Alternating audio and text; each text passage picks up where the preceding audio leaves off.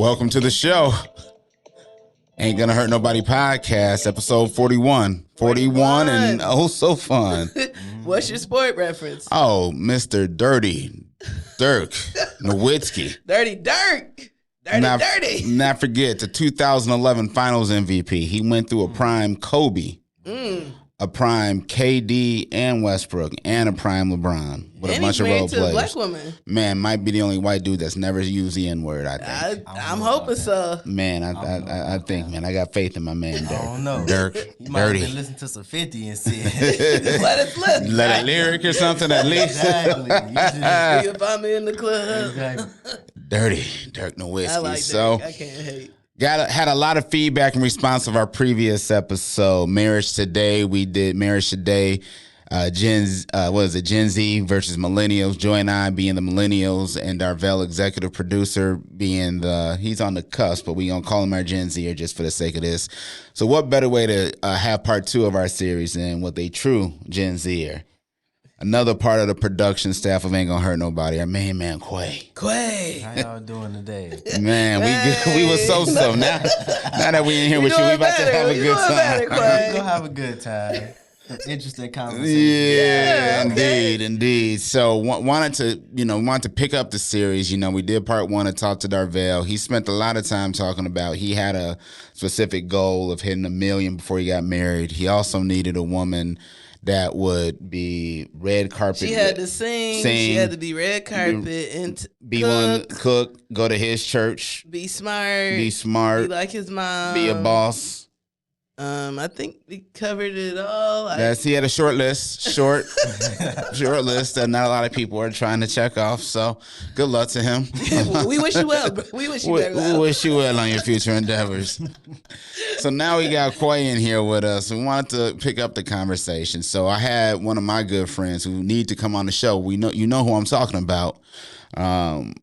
He made a comment to me like, hey, I get what you guys are going with your episode, but he was like, in 2023 going to 2024, if a man or a woman could get all the sex, can get all the financial benefits, even live with somebody or not live with somebody, but still get all the benefits and companionship without being married, why would one do so?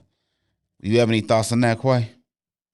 Yeah, I do actually. There's a lot of people around this age, that between the 25 and 30, are finding out that they can get all the benefits of being married without actually being married. And a lot of people are becoming more, I guess, one with their solitude. Oh, wow. Oh, wow. I think the pandemic has helped a lot of people to see that. Oh, wow. And that's it's just ushered in a new wave of relationships for people to have. I've run into a lot of like friends and family members who like, yeah, I would like to be with somebody, but I necessarily don't want to get married to them, and I want us to live in 2 separate homes.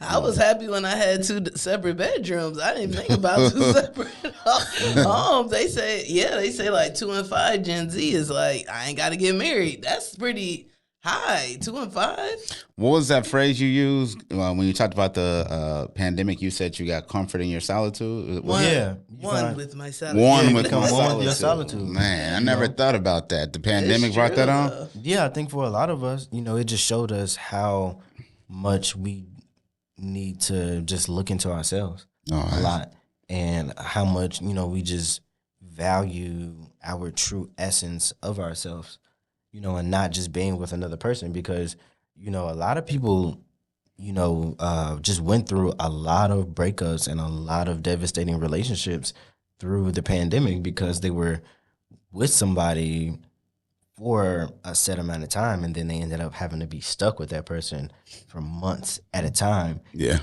Without actually considering the fact of whether or not you could do that with a person. And so a lot of people figured out that they don't want to do that with a person, or that they're just scorned by the experience that they had. And a lot of people aren't necessarily scorned by the experiences that they have. And so they make a like a safe place for themselves. Exactly, a safe place for themselves.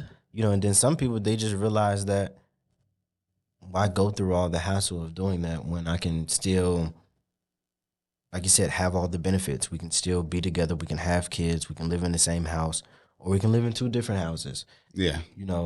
We can write each other in our will and still have all the benefits of being married without actually, being married.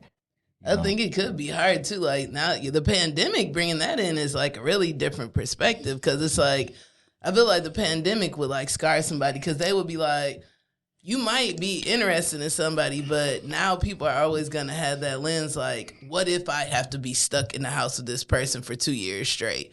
Like nobody really thought like that prior to the pandemic, but now if I was like single and dating somebody, I feel like that would be in the back of my head. Like, could I be with this person for literally 24/7, not be able to leave the house?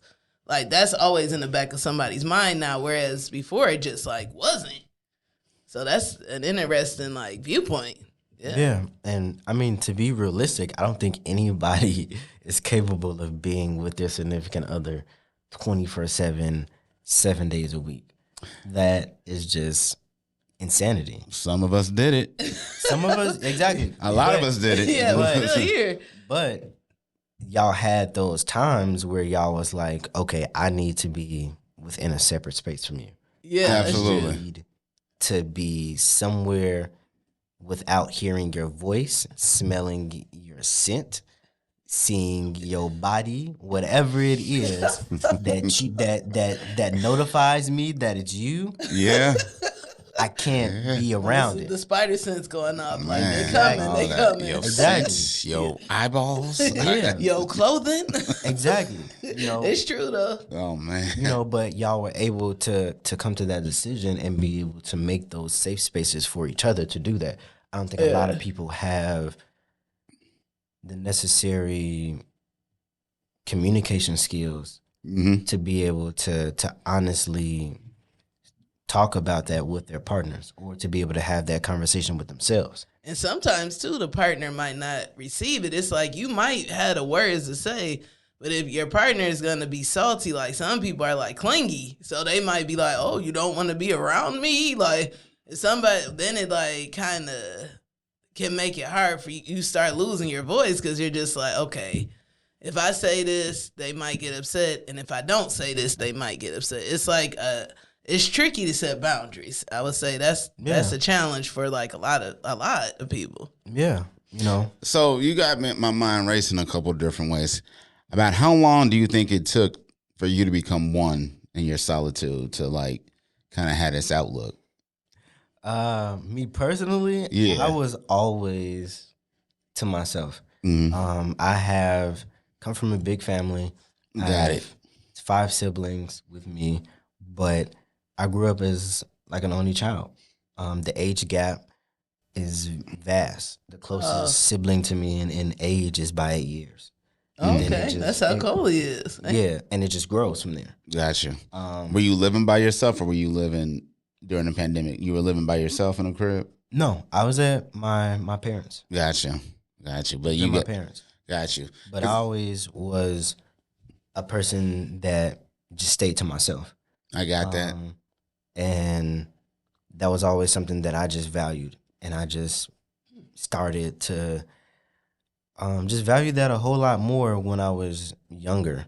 More so in like high school. I would do things just like go out, just go downtown and go shopping, or like treat myself to a whole like date in a way. Like I go to the movies, like I was 16, 17 going to the movies by myself and buying like myself dinner and all this other stuff and just sitting. Yeah. I thought you were going to say nachos, but it's fine. Oh, no. I'm talking about like full course meals. I'm going to like Italian restaurants. Oh, wow. Nice, yeah. Oh, man. I would be that person to do that. So I've always kind of been this self-aware of my own solitude, and I've always hated when people try and force themselves in on my peace when I'm trying to be alone. So what do you say to them when when they force themselves in? Or like, how do you stop them from doing that without hurting their feelings? He just laughs. Well, the old me. Oh no, not the old me. The old me would just be frustrated and do passive aggressive things. Like basically, not responding to certain people or doing certain, like, basically being like a lump on a log, or not just being receptive to whatever they're saying. Okay. Or getting angry and aggressive to the point to where it's like, nah, leave me the hell alone. Like, I don't want you in my face. I don't want you in my solitude. Move around. Like, and this would be anybody, friends, family. If I'm going through something and I would like to be alone, I didn't necessarily have the means to actually communicate that effectively. No, that's fair. So it only came out in the ways that I was privy to have known and was around. Got it. So it would be these, either passive aggressive or aggressive ways where I would just be outbursts. But, me now, I would just tell people, look, give me a minute. I need to be to myself. Or now my family knows, like my father, for example, he knows when he like, all right, I'm going to let you be. Okay. Because like I get like real quiet, or I get like real agitated, and there's a look or a feeling in the room that's like, all right, don't go too far. Because I might say something and I might mean it, or I do mean it, and you deserved it. But deep down, you really didn't want to say it, but it's like you had to say it to like get your solitude. Yep. Okay. Let me ask you this. So you said you become oneness with your solitude. So do you think you're capable then of being comfortable in your oneness with another? Yes. Okay. So let me ask you this then coming out of the pandemic, how can you balance the comfort that you found with your oneness in addition to that, right? You said there's a certain comfort, therefore kind of like the reasons why the benefits of marriage. I don't want to put words in your mouth, but you didn't say seem as attractive, but there's less of a rush or less pressure. You could see a life, or there's ways, I'm not saying you can see a life, but you see ways of like existing without marriage, but still receiving the benefits. Like, how do you know that you could be comfortable going either way now? Yeah. I think for me is more so I just realized that each person needs to have their own individuality. Mm-hmm. You need to have a life outside of your relationship. And I think when people start to truly understand that and truly allow their significant other to have that life, then you're able to coexist with that person, because you experience different things from different perspectives, and then you'll be able to grab from each one and bring them together to have this coalition of new experiences and new ideas that's just shared between the two of you. That makes sense. So that kind of goes like when Darvell was on here, he was like the person, that was one of it also on his list, that the person had to know that he had his own schedule and like respect that schedule in a way. So I'm just curious. I mean, you out here in the dating world. All right, do you find that people respect your boundaries and respect your solitude and space, or do you feel like people are more infringing on it? Or do you feel, I'm just curious, like, yeah, how does that work? Like, how? Like, do your parents, like, have any expectations of being, like, grandparents? Because I know you got 4 other siblings. No, 5, there's 5 of y'all, right? It's 5 of us all together. So yeah, 4 other siblings. So, like, do your parents, like, man, I'd love to see you have a grandbaby, anything like that? Oh, yes. My father is very adamant about me having grandchildren. Mm-hmm. He wanted me, right out the gate, he used to tell me when I was younger, yeah, you're going to have like 6 grandchildren. Like, you know, and he had a whole reasoning for it because he came from, like I said, a big family. Yeah. You know, it was 7 of them all together. You know, and it's just so that each child doesn't feel left behind, and there's like a streamline of teachings that can be passed down from one sibling to the next. Okay. So I'm just curious. Like Coley asked this earlier, and when do you think you would like be ready? Like, is there an age limit? Like, would you? So if you're 25, do you like? You know how I feel like when I hit 30, I was like, okay, I probably should. Like once I hit the late 20s, I was like, okay, I need to move into maybe getting married. Like, is there a window in your head where you're like, I would be too old. I should be married by this age? No, I don't think that there's an age on marriage for me personally. I know that for the woman that I'm with, there is a biological clock. So I have to be considerate of that at the same time. So for me, it's not. I think it's more about if I find the right person that I'm willing to want to spend however long I would like to spend, you know, these years with, you know, and I think once I find that person that I'm, you know, really just wanting to spend that extended amount of time with, I think I would. But just the fact that you're saying extended amount of time, it's like, so you, to me, that don't sound like you're going to be with somebody forever. Like, I don't know how comfort many and solitude, extended amount of time. The pricey was like, however many years of time I decide. Consideration is her biological clock. But I say that because there's this whole thing that once you get married, that you are obligated to be with that person forever.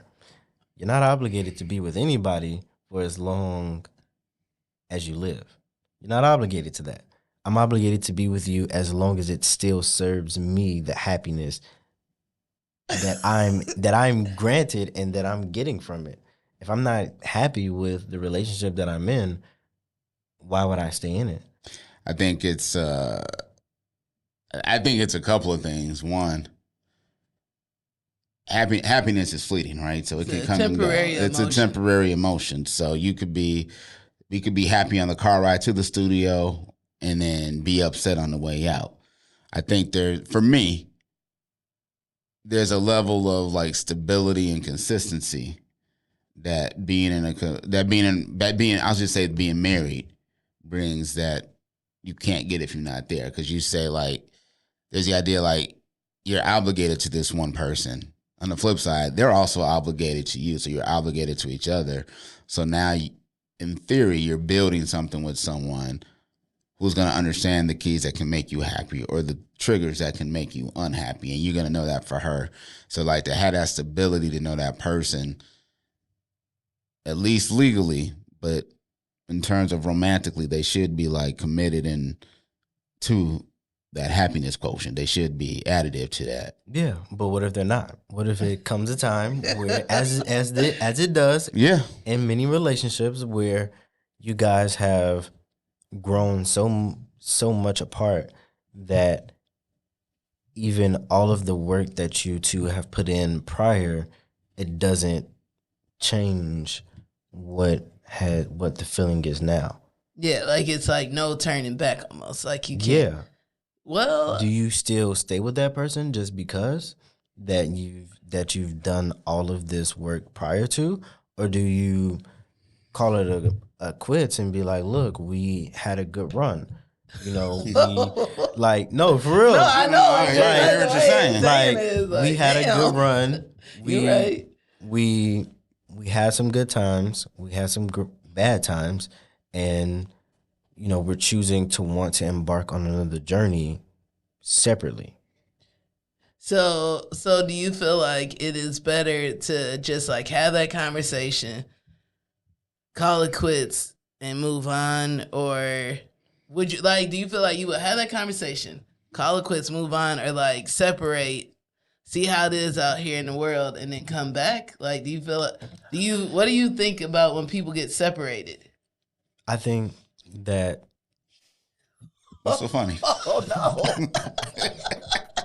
Oh no! Here we go. Uh-oh. This is what I've been trying to get out. Yeah, come on. Had the job interview voice on the last 20 minutes. I am one. Yeah, this is the first we've been trying to get. Yeah. So y'all been seeing me laughing this whole time. We got it. Nah, cause I think when you get separated, you definitely have the luxury of trying to figure out. I think once you get separated, I think it's less about trying to find another person and more about trying to find yourself again and what you were missing within the relationship, and just finding that love with being with yourself again. And then once you have found that, then going into the world of dating and trying to share that new feeling that you found with someone else. And if you do decide to make your way back to your significant other that you separated with, then that's what you chose to do. But I do think that at times some people need to separate to come back to each other. Absolutely. No matter how. Yeah. Oh, and then, there are some people who just need to separate completely, and because what was there is not there, and now you're not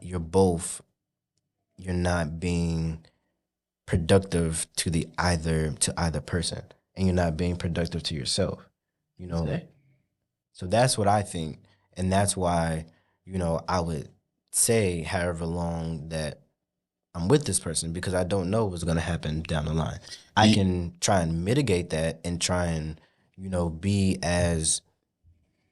and try to communicate as best as possible, try to show love as much as I can, try to be there for that person, but at the end of the day, if, something happens and we somehow drift apart, do I try to force that person to stay because I'm stuck on the idea of what was, or do I try to find a new avenue that could allow them to be happy? Yeah. I think it's interesting hearing you. It's like, for me, it feels like a lot of doomsday planning. It's like, what happens when this goes bad? Why would I commit to something that could possibly turn left? Yeah. Why would I extend myself? Because I guess for me, it's not nobody's right or wrong. I think like when I proposed with Joy, for me, it was like the idea of me not having her far outweighed any negatives if like we go left down the road. It's like, well, I'm willing at a minimum to go on this journey. So I can't picture another dude going on this journey with you. So why don't I lock it down so I can guarantee my seat on this ride that we're about to do? Yeah. And that's the thing. Yeah. And that's the thing that I'm saying. It's like, if I find that person that I'm willing to go through that with, I'll go through that with that person. But for as long as it would allow us to go on this ride. So then like you say, I just get off the ride if it's not going well. If I choose to, and if we both are not being productive for each other, I do think that for a person to maintain a longevity of marriage, you have to continue to fall in love with the person that you're with. It just doesn't stop. Once you get married, it's not like, oh, I've reached this pinnacle and now we're just internal marital bliss. It's even more pressure because now you're contractually obligated to this person on this level. And I think a lot of people have that misconception of how marriage should be and how a relationship should be. I think, like I said, I think personally that to be long term with somebody, you have to continuously grow with that person because everybody grows. That's true. You know, and the person who you were at 20 is definitely going to be somebody completely different at 30, at 45. Hell, even at 31, from 30 to 31 could be a drastic difference. Mm-hmm. And if you're not okay with trying to learn the new aspects of your significant other, then your marriage or your relationship is just doomed to end anyway. Yeah, like if you just stop taking interest, like if you lose interest in the person. Yeah. That, because pretty much that's the only way you're gonna. Yeah, or if you just not even necessarily lose interest, but you hold on to the idea of what was. Oh, that's fair. And you're not open to seeing your partner in a new light. That's true. There are some people who are like, well, you used to be like this, or where was the person that I originally fell in love with? It was, well, that person has grown. That person has gone through some things and has seen some things within y'all marriage. Yeah.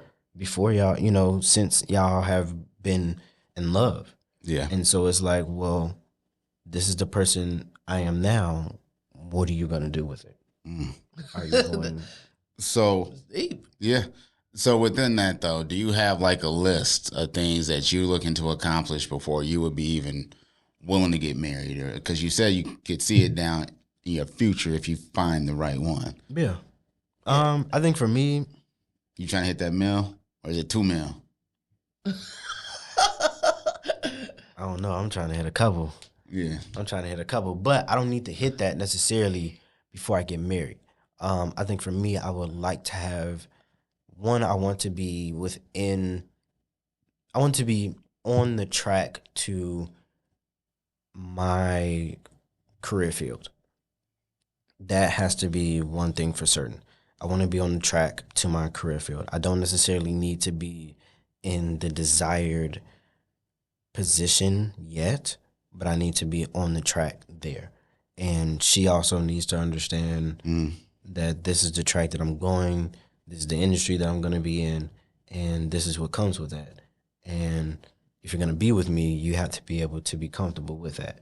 Yeah. You know, and then me vice versa, you know, because whatever industry that she chooses to go into, you know, whatever she's doing, you know, I have to be okay with that too.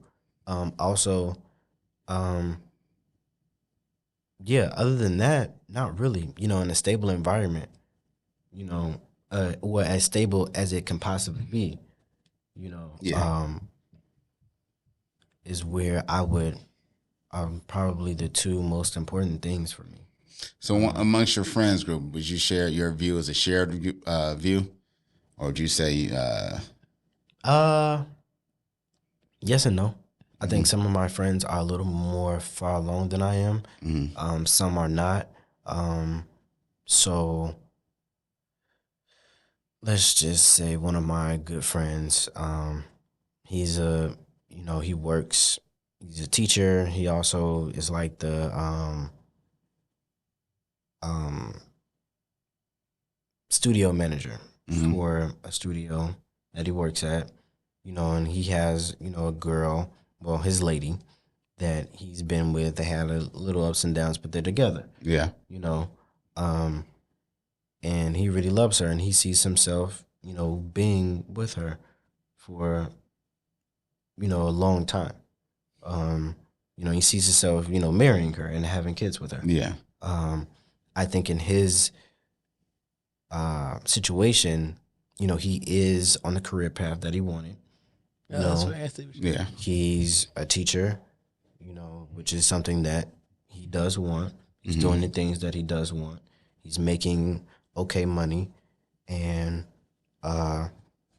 you know, he's in a place to where I guess if he wanted to marry or propose, you know, he's in a place to where he feels stable enough to do that. Okay. Now let's take one of my other friends. Just graduated, you know, went to an internship that was out of state. Things didn't go so well, had to come back home. Him and his girl broke up within the process of him moving out of state. he's back home, still figuring things out. Mm-hmm. If he was in a relationship now, I don't think that he would jump You trying to do that? Exactly, at marriage, because he's not necessarily working in the desired field that he wants to be in, or he's not in his calling yet. Gotcha. You know, so I don't think that that's something that he would be thinking about right now. He's just thinking about, well, how can I get myself together first? Yeah. You know, so I think that on some of my friends, they are in the desired career fields and they are moving in the direction that they would like to go. And some of my other friends, they're still figuring out things. Yeah. You know, and myself, personally, I'm still I'm like half in, I'm 1 foot in and 1 foot out. You know, I'm working a job that's not necessarily my career field, but I'm doing something on the side, you know, this internship, which is heading me to the direction that I want to go to. Got it. Oh, that's fair. You know, as I just progress more with both the job and the internship, you know, I start to weigh the pros and cons of what it would be like, you know, to juggle both, you know. Yeah. And so, what's best for me at that point? I'm sorry. Keep on. No, I was just gonna ask, where does kids play in there, or like, you know? Yeah. So legacy. Right. I would like to have kids, if they come. You know, like I'm cool. I'm cool either way. Like I'm cool either way.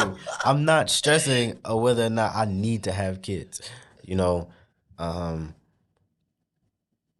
so yeah, I would like to have kids, but at the same time, if I do get married to somebody, I want to be able to enjoy my time with my wife before I bring in kids. That's fair. And so I'm not looking to have kids the first year, first maybe 2 to 3 years. Oh yeah.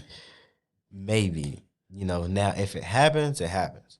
You know, if we've been together for a minute, it's like, all right, we've been together. We already enjoyed our time a little bit, you know, prior to us getting married. Getting married was just the icing on the cake. Yeah. You know, and so we you know, so, you know, if you want to start a family, I'm game. Let's go. So I have a separate side question. That's like a side tangent. So what are your, like, I guess, non-negotiables, or like, what are things that you feel like girls do now, or like women do now, that they think is good, but it's really like disgust guys, or it's like something like, like if they, you see what I'm saying? Like, what's something that like is just like, like she can be the full package and all this, but if she does this or this thing, it's just like, I can't do this. Like, what's on the list now for your gen? That's what I'm curious. Like, see, it's a loaded question. I don't think it's loaded. I think it's a know, pretty straightforward question. No, it's not. Because okay, let me give an example. So, for instance, when I would, now this is silly, but when I would like look at dudes, I would be like, he could be like super cute, but if his shoes was dusty, I always looked at their shoes. Joy used to judge dudes that wore K-Swiss. Especially rock bottoms. Don't ever wear K-Swiss ever. You're going to get ripped. But anyways, man. So I'm keeping it real. A pair of K-Swiss in years. Yeah, well, we all. She was in Milwaukee too. So it was in Milwaukee. In Milwaukee, see, I be hearing people in Milwaukee a little weird. What? Yeah. Nah, I'm from Milwaukee. I definitely tried to talk to Ill Mill. Again, we brought a subject matter expert on the show this episode. I'm not gonna rep the whole city. I tried to talk to a girl from Milwaukee too. What happened? She asked you to get married? Nah, she didn't. Nah, see, I wasn't even on that. I did. That's not even the type of time that I was on during that time. See, we met off Hinge.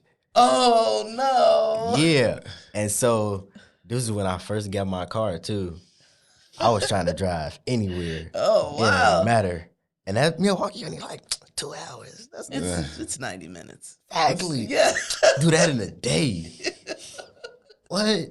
And then you're right. You can go and be back. Yeah, and I was single, and I'm just throwing anything out there. I'm just shooting like I'm Stephen Curry. Like, I don't even you got nothing to lose. You got nothing to lose. And I said something a little wild. She responded, and she was drawing off of it. I'm like, what's up? I'm trying to... But what made her weird? What made her weird? Nothing made her weird, actually. Nothing made her weird, but that's just something that I heard.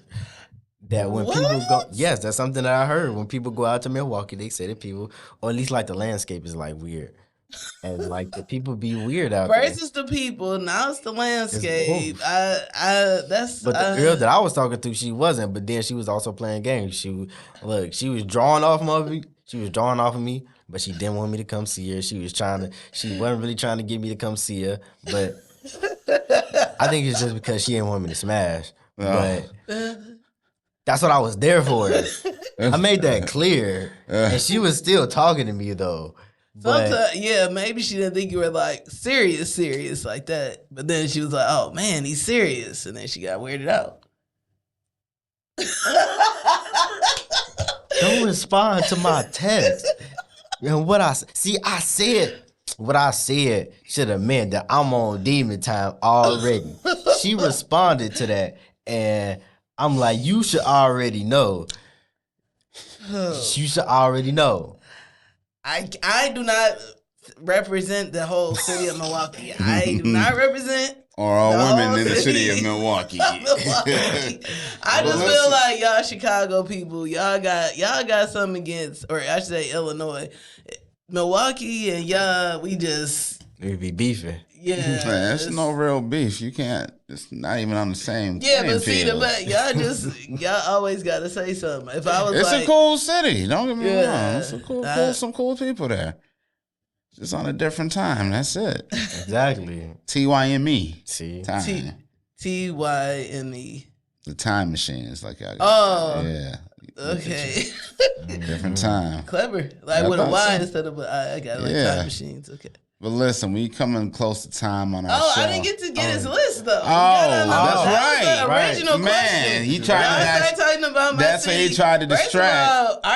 If people in Milwaukee just be trying to chill, y'all Chicago people be coming for us for no reason. We just be like, that's crazy. Yeah, we just be chilling there. We walk into as soon as we step foot in Illinois. You from Milwaukee? Like, dude, man, leave us alone. Banjo's playing in the back. Lord. So what's the list? Non-negotiables? That's a great question. What's your list? Right. I don't know that I have I don't want a girl that lies to me. Okay, that's a good one. That's fair.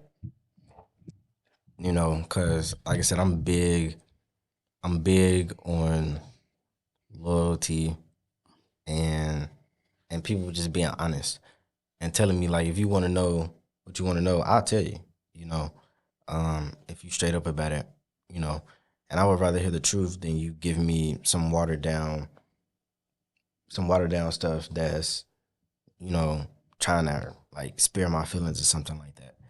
I don't really like that. Mm-hmm. Okay, that's fair. Another thing, shorty makeup. It gotta be, if you gonna do makeup, do it right. Okay. Make sure your makeup match your neck. If I've noticed your makeup don't match your neck, that's a problem for me. Or your ear area too. Or the ear area. But I pay attention to that stuff. I pay attention. What about the eyelashes? Does she have some long eyelashes? Does that bother you? Or fake eyelashes don't bother you at all? Nah, fake eyelashes don't bother me because it's not something that I'm really checking for. I mean, if it get too crazy to where it's like you look wild, shorty, take it off. Don't even know. You around me, you go outside, you wear that. You around me, don't wear that. Okay. You wear what you like. I'm not going, you feel me, like, try to dictate what you wear, but don't be wearing that. Like, don't go too crazy. Like, also, the wigs. I ain't got nothing wrong with the wigs. I ain't got nothing wrong with a wig. I like a good wig. Like a good wig, cause it adds diversity, add a little character. You put it on, you get a new little person. It's decent, but make sure it's right. What makes a wig right? If I can tell that you got a wig on, it ain't right.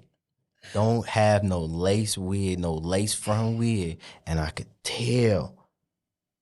I shouldn't be able to tell. Y'all spending all this money for this wig. Make sure you spend them extra few dollars to make sure it's right. Okay. But you still know, but you can tell it's a wig because you said you know it's a wig, but you just don't want it to look like a wig. I know it's a wig, but when you go outside, it needs to look like your head. It needs to look like that hair came off your head. I can't be seeing the little particles from the little lace that's still on your head. Or I can't be seeing the little wave, the little cap you got on your head. Or the wig can't be falling back or residing from your scalp. Okay. Like you finna have a head transplant or something. What are you feeling about braids? I don't mind braids. You don't mind braids, okay? No. What about in terms of she gotta have a certain amount of education, job? Yeah, she gotta have education. You gotta be I need to be able to have an intellectual conversation with you. If we can't do that, yeah, nah, you a dud to me. Like I'm just there's nothing that's going to happen. I'm sorry. Yeah. Nothing long term, at least. How does social media play in your non-negotiables? Like, would it be a non-negotiable? Like, if she overposts, does that y'all care? Like, if she had an OnlyFans page on the side to hustle, it depends on what the OnlyFans page is and what she is advertising on it. And to me, I feel like, look, you're gonna do what you want to do. How you gonna get your money? You feel me? Just be respectful to yourself and to me and our relationship and how we going about things. Then you can basically do whatever you want to do. Because most, like, if we're going to be honest, a lot of adult entertainers, what they sell to people is 9 times out of 10 completely different than what they do with their significant others. Yeah. It's fair. And I've just been around enough people to understand that. Yeah. A lot of men just have an ego. They like, it's my girl. I don't want to see my girl do none of that. Yeah. With nobody. Don't get me wrong. I'm very possessive. I don't like that. I'm possessive, so I can't do like no open relationship. Nope, not for me. Cause I've been nope. It's good to know. Yeah. Yeah. But so that's a non-negotiable. Yeah, open relationships definitely non-negotiable. Thruples also not happening. Nah. What else? You're thinking through that list, so do you think your ego at any time will want you to will push you to propose again if you thought a chick was that fly? To propose, like to have like a open relationship? No. To propose like a monogamous relationship. Oh, yeah. Yes. Okay. Yeah. Because I think that's part of it that weighs in. I think sometimes the ego of knowing, man, I got one. I don't have to worry about coming home alone. I don't have to worry about trying to search for something. I can start building my legacy, her legacy. I think another, just to, throw it in there as you start to get deeper, like hopefully her parents are solid people. That's going to play a role because you married into the family one way or the other. So that tells you a lot of how she was upbrung. And so like whenever you running into issues, sometimes you're like, oh, okay, I could see why this might be coming from. And it's not even in a bad way, but it's like, oh, okay, you could do that math. So always understand where she's coming from is always one of them checks you want to do when you when you kind of going through your process. No, like the non-negotiables. The non-negotiables. Yeah. That's true. A lot of people that got divorced, you'd be surprised how many times, like the in-laws or whomever, have had a hand in the demise of a relationship. Whether they, sometimes mama knows best. They can see something and help you like see through the line and might put some lighter fluid to expedite the separation. Yeah. Sometimes they could be jealous, so understand what situation they coming from. So. Yeah. No, I mean, and that's why a big thing for me is our privacy. I like to keep my relationships that I have private a bit, at least from family and friends, until I feel that it is something to advertise to them, to showcase to them, to let them know that this is a person that I deem worthy of bringing around y'all. And then, I bring her around certain people to, actually help vet, what I'm also thinking in myself. Absolutely. And so I have those people who I bring around, and I have those people who I trust, who I'm, will listen to, and so no, I've done that. Like I said, I've done that with my current lady, and so no, she, like I said, she's really like the first young lady that I've ever brought and introduced to my entire family. Might be the one. It might be. Might be the one, or might be the one you can start building with, whether that's the marriage or not. You can definitely start building. So you just have this podcast, you could just play it back. Time and time again, be like, yeah, baby, maybe we should start our own podcast. Never know. Yeah, I mean, and crazy enough, we have been, I guess, doing little building exercises. Talking about things about the future, talking about, helping each other with, just thinking about like IRAs or Roth IRAs and doing like joint, like I said, just exercises, and then coming together and actually having those conversations. And so we've already started that. That's beautiful. That's good. That's a beautiful thing. I'm just trying to keep further in that, and just keep us in that track and just keep learning and building together. I think that's one of the things that I do love about being with her, is that she is very much so into learning together. Yep. And building together. And I think that's an important piece, and I think that's an important way to lead into the final segment of our show, things we wish we would have known. So a little thing we like to do related to the topic, something we wish we would have known. And I'll kick this one off. Thing I wish I would have known is the importance of having kind of your standards and your prerequisites going in, like your non-negotiables, like however you want to frame them. I had a short list, and obviously Joy checked off on every one of those. And as I like dug back deeper, like she checked off on like more as we got married, but having that list and understanding like what values are important to you in that moment, what values are important to them, and do I have the ability to live up to them? Like, it's something I wish I would have known, just the importance of that, because I know cats that don't have it, and they going off like the emotion and the joy and that they feeling in that moment while they first together. They've been with somebody for so long, and they've been together long enough, and it feels right, but it's not like they're not checking on the prerequisites. And then 6 years and 2 kids later, they trying to figure it out. So yeah, had that prerequisite list. What came around? Had that list of standards and prerequisites before you jump into anything, no matter what generation you in.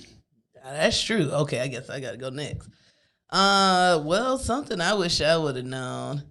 I think don't make assumptions in relationships. I think y'all could be like at a point where y'all like vibing and everything's going smooth, and y'all like everything they say you agree, and so you just before you know it, you just like start making assumptions that this is how this person might think, or this is what they might say, or I want 4 kids, we're happy now. I'm assuming like, oh, we gonna have 4 kids. Like some of those conversations you still need to have. Even if you're like in a good place, that's the best time. Like have those conversations. Like you saying, learn and build together. That's good because like it's even harder to do that when you're not in a good place. But I think sometimes people get in a good place and then they just start, people be like, we complete each other's sentences. It's like, well, nah, y'all shouldn't though. Like to me, it's like y'all are 2 separate people and like you should still be asking these questions, even if you feel like I know what they gonna say. Like, still ask, don't assume. That's that would be mine. Cool. Yeah. For me, I think it would be really just what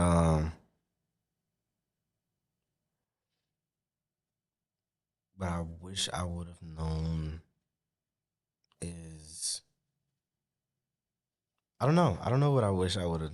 And that's fine right now because you're 25 and you got your life ahead. That's the point. The point is 15 years from now, what could you tell 25-year-old you? So, I mean, I think that's the beautiful part about your process. And I learned a lot more in this episode than I expected coming in. Because we kind of pulled this one together on the fly, man. You were kind of like the Last Dragon. What was the dude's name in the Last Dragon? Yeah, you talking about the little Chinese master?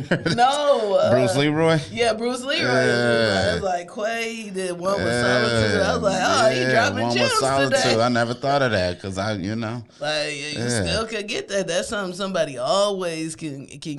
Always. So that's, But on that note, y'all, that's Ain't Gonna Hurt Nobody podcast, episode 41, Dirty Dirk, and we out. Peace.